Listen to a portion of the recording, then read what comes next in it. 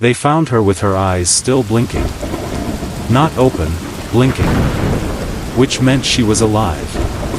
For some of it. Her body was discovered buried upright in the soil of Mercy Pines National Forest, chest deep in cold dirt. Her lips were sealed with black twine. Her mouth was crammed with pine needles. Her nostrils packed with moss. Her eyelids, stitched open crudely with dry bark strips. She wasn't decomposed. She wasn't even cold. The autopsy report, leaked by a whistleblower nurse, suggested the most disturbing part: she'd been placed there before death, and conscious as her body began to root. No signs of restraint. No sedative. No animal marks. Only the sap that bled from her skin like sweat. The official file read: subject likely subjected to ritualistic forest cult activity. Perpetrators unknown. Identified as Jane Doe 42. Body recovered beneath an unidentified ancient tree, now colloquially referred to as the Bone Tree. The investigation was brief. 2 weeks later, Mercy Pines was closed. Barricaded with fencing. Signage warning of sinkholes. Locals muttered about strange lights and singing soil. Rangers stopped patrolling.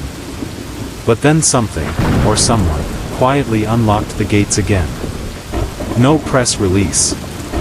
No park ranger escort. Just unlocked. And 6 thrill seekers crossed the threshold, hoping to make a viral series about the Sleep Forest mythos. It was going to be content gold. They joked that night, sitting around the fire. Legends don't dig graves. They were wrong. Isla Blake was the one who planned the whole trip. Not because she believed in ghosts or monsters, but because she didn't. Urban legends were just LARP for people who needed a little fear to spice up their lives. She liked real adrenaline, abandoned mines, underground rave tunnels, cold water cliff dives. This was supposed to be another entry in her Reality Bites docuseries. An underground channel with 28,000 subscribers and dreams of reaching 6 figures. The group. Rhett, brooding and skeptical, Isla's ex, but not complicated, she swore. Mira, sweet but twitchy, always sketching runes in her notebook. Jonah, big guy, soft-spoken, too loyal for his own good. Cass, wild card. Bright red hair. Always laughing too loud. Lou, the guy with a drone, 2 GoPros, and a doomsday prepping TikTok. They reached the abandoned Mercy Pines campsite by late afternoon after 6 hours of hiking into the no-service zone. Trees stood too close together. The canopy choked out most of the sun. The air was damp, thick with the smell of rot and pine resin. They cleared out a patch near what looked like an old ranger fire pit. The stones were blackened, but not from charcoal, they looked scorched. Still, they unpacked. Pitched tents. Lit a campfire. That night, with marshmallows turning to syrup and whiskey going around, Isla noticed something just behind her, peeking out from under the log she sat on. A book. Leather-bound. Drenched in mildew. Heavy, as if soaked with something other than water. None of them had brought it. Cass laughed first. Did one of you plant this? Isla turned it over. No publisher.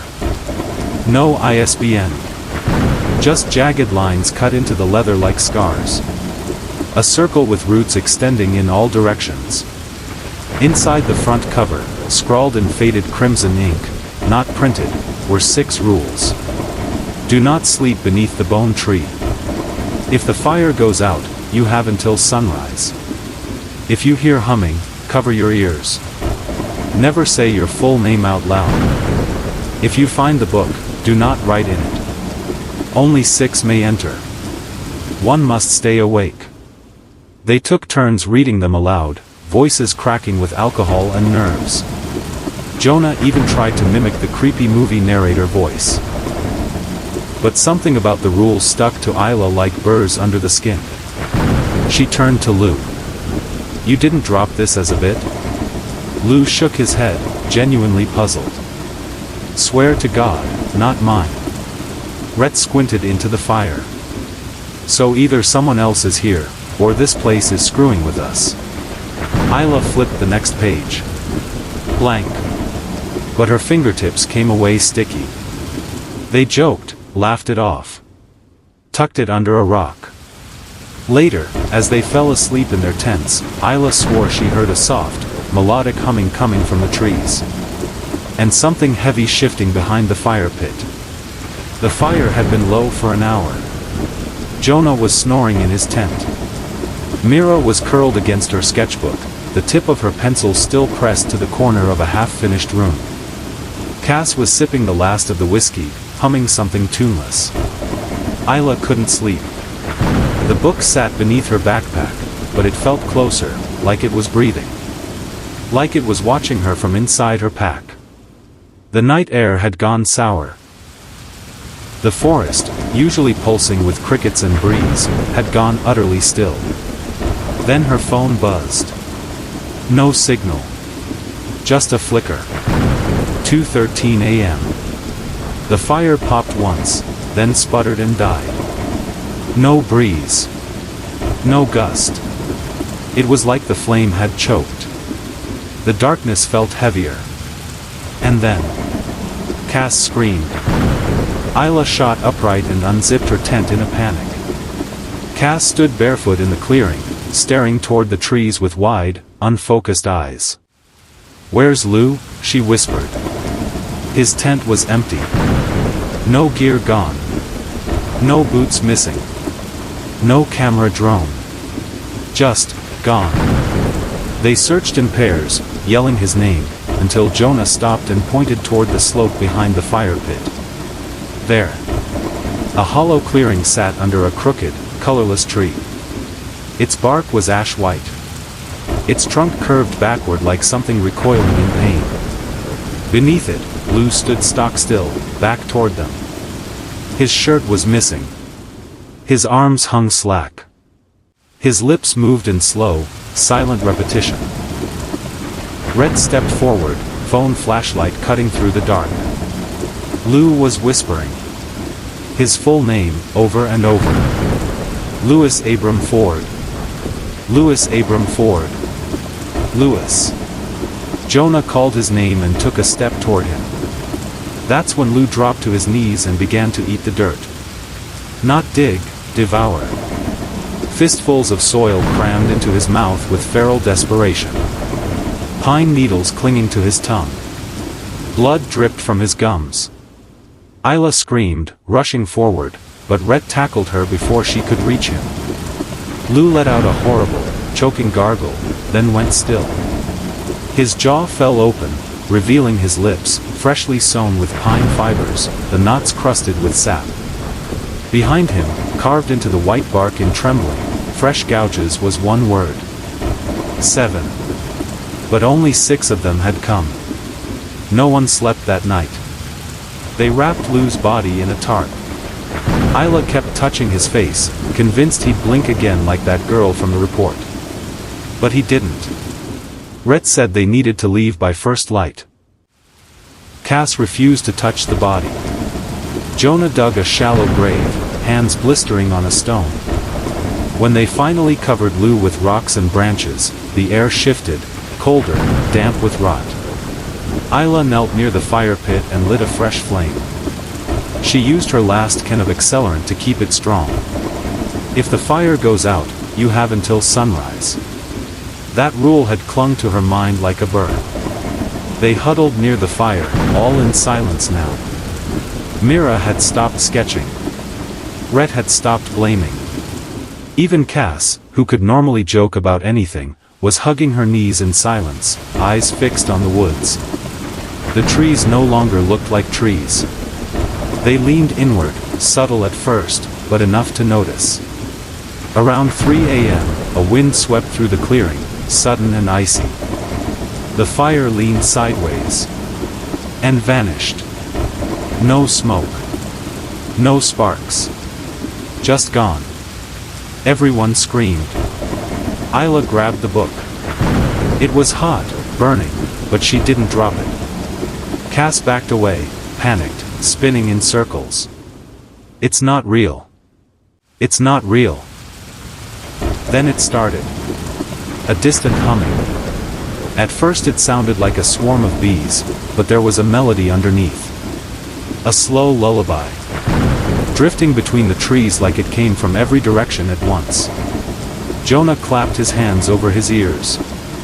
Mira dropped to the ground and began scratching cymbals into the dirt with her nails. Cass ran. Isla screamed for her, but Cass didn't stop. She disappeared into the black, swallowed by trees. Seconds later, the humming deepened into something that made Isla's ears vibrate. Then, silence. The woods exhaled. The fire remained dead. They found Cass at sunrise. It wasn't a body, not in any traditional sense. Her skin was intact, uncut, unbruised. But it had collapsed like an empty sack. Her insides were gone. No bones. No blood. Just skin. And inside the body cavity, roots. A full network of branching, fibrous roots that coiled where her organs should have been. Some pressed so tightly against the skin they looked like veins. One tendril extended out of her throat, swaying slightly in the morning breeze. Rhett bent down. She's been planted, Mira said, finishing the sentence with a blank voice.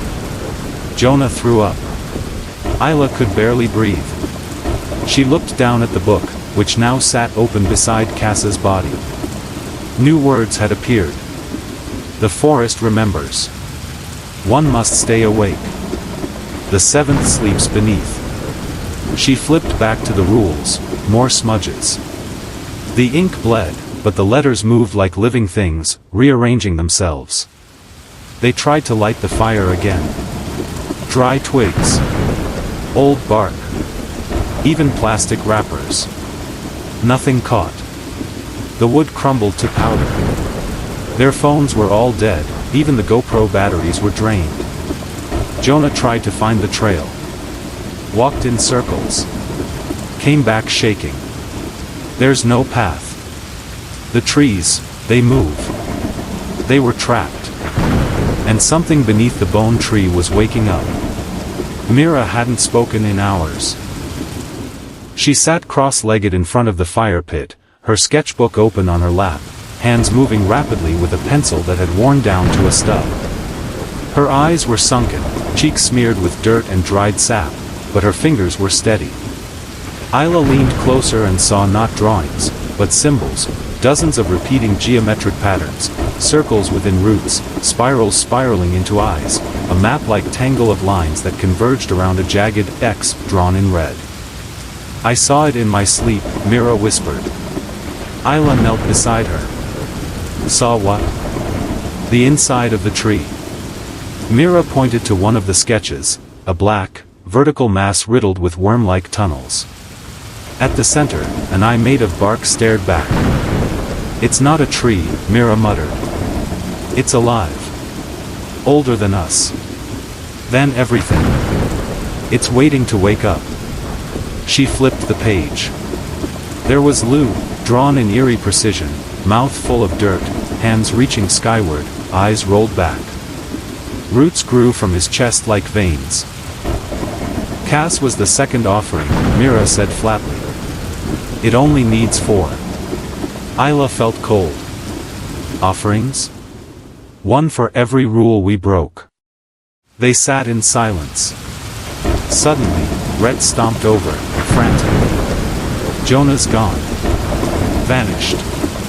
His pack's still here, but he's gone. Isla's gut twisted. The fire wouldn't light. The sun was high, but the clearing felt darker. The shadows from the trees no longer aligned with the light. Mira handed Isla the sketchbook. This is how we get out. If we can reach the center, maybe we can stop it. What's at the center? Mira just stared. Then she whispered, the sleeper. They followed Myra's map. It twisted through ravines and thickets that weren't on any official trail. The forest bent around them, trees leaning like they were watching, like they remembered each step. After 3 hours, the underbrush thinned. The air grew colder. The trees no longer had leaves. At the heart of a black hollow stood a tree unlike the others, the bone tree. Its bark was bone white, cracked with black veins. Its roots coiled like knotted limbs around the clearing, twisting over rocks, half-buried bodies, and what looked like ancient totems, animal skulls impaled on branches, jars filled with yellowed teeth. There were eyes carved into every inch of bark. Dozens of them. Some blinked. Isla stepped toward the tree, transfixed. She reached out a hand. "Don't touch it," Mira hissed. Too late. Isla's fingertips brushed the bark. She collapsed. In her mind, she fell through soil and stone, down through worm tunnels and rotting roots. Screams echoed around her. Words she couldn't understand. Then silence. Then, a voice. "You brought them. You made 6. You are the 7th. She gasped and sat up, coughing dirt. Rhett helped her up, terrified. "What happened?" I saw it. It's under the tree. Trapped. It's trying to wake up." Mira grabbed her arm. "And if it does?" Isla looked to the sky. "There won't be a forest left." Dusk fell like a curtain. They made it back to camp, but something was wrong. The tents were missing. All of them. The campsite was exactly as they'd left it, except, older. Like it had been untouched for years. Moss had grown over the fire pit. Trees were taller. There was rot on the stumps. Rhett stared, jaw clenched. We were only gone a few hours. Then they heard footsteps. From the path behind the bone tree, Jonah emerged, shirtless, barefoot, eyes vacant. His chest was cracked open, ribcage split and blooming with fungal growths. Roots pulsed where his heart should be. He walked like a marionette, unnatural, jerky. Rhett stepped forward, reaching for him. "Jonah?" Jonah turned. His mouth opened. He screamed a long, distorted chord, not a human sound, but something vibrating with layers of other voices, male, female, old, young, even Isla's own. The ground trembled. Behind him, more figures emerged. Skin sacks. Root-filled husks. Faces Isla didn't recognize, but somehow, she did. Dozens of them. The forgotten dead of Mercy Pines. The deep sleepers. Cass among them. Lou. And others, campers, hikers, children, people from the missing persons files. Each held a piece of the forest inside them. Each had given up their body to become something more than dead. Isla grabbed Myra's hand. "We run. Now." But the bone tree cracked. A deep, wet snapping echoed behind them. Something inside it was moving. They ran until their lungs burned. The forest folded around them like a fist, trees reappearing where they hadn't been seconds before, roots tangling ankles, the hum now rising in a crescendo from every direction. Isla could feel it inside her. Vibrating in her teeth. In her bones. The dead were behind them, some fast, some crawling, but all relentless. Their faces didn't scream. They smiled. Mira clutched the sketchbook like it was holy text. She yelled, breathless, "The tree is a prison. It's not supposed to be open." "Then how do we seal it?" Isla shouted. Mira glanced at her drawings. "It needs a warden. A 7th. One who stays awake. That's why the rules." Something hit her. A blur, root-wrapped, mouthless, and she was gone, dragged into the brush screaming. Isla turned to chase, but Rhett pulled her back. "We can't save her. They stumbled into a clearing, new, circular, and carved with spiraling runes scorched into the grass. In the center, a pit. Stone-lined. Wet. Breathing. Not metaphorically. The earth was breathing, the soil rose and fell with a rhythm like a massive slumbering creature just beneath. The bone tree towered at the edge, creaking, split wide at the trunk now like a mouth. A sound rose from the pit, not a growl, not a roar, but a sigh. And then, it opened its eye. Not a physical eye. Not one you could point to. But Isla felt it in her skull. In her memories. In every lie she'd ever told, every pain she'd hidden. It saw her. The sleeper was awake. Rhett screamed as black roots burst from the ground, spearing through his leg and dragging him toward the pit. He thrashed, begged, cried. Isla grabbed a fallen branch and struck the roots until they burst into black ash. She pulled him away, barely. His leg was torn. His face pale. She looked down at the pit. A choice. The book fell open on the grass beside them. Its pages turned on their own, faster and faster, until one page settled. A new rule now written in crimson root. One must become the lock. Isla looked at Rhett. It wants someone. Someone to stay awake, forever. He didn't answer. She helped him sit up. "I'll do it," she said. Rhett grabbed her hand. "No. No, Isla. You've got a life. A real one. You get out. You warn people. You stop the next idiots from walking in here with cameras and microphones. But you..." Isla smiled. "I don't sleep anyway." She kissed him, brief, broken, but real. Then she stood, took the book, and walked to the center of the pit. The ground parted. 1,000 roots reached for her, but didn't attack. They lifted her, gently, into the dark. Cradled her like a new organ. She felt soil pressed to her skin, cold and wet. The humming returned, soft now. Slower. A lullaby again. And she understood the words. "Sleep not, little keeper. Guard the gate of bone. For when you dream, the sleeper wakes. And never wakes alone. Then, darkness. Silence. Stillness." Above, Rhett watched as the earth closed over her. The bone tree cracked once more, then hardened. The wind stopped. The humming ceased. The forest exhaled.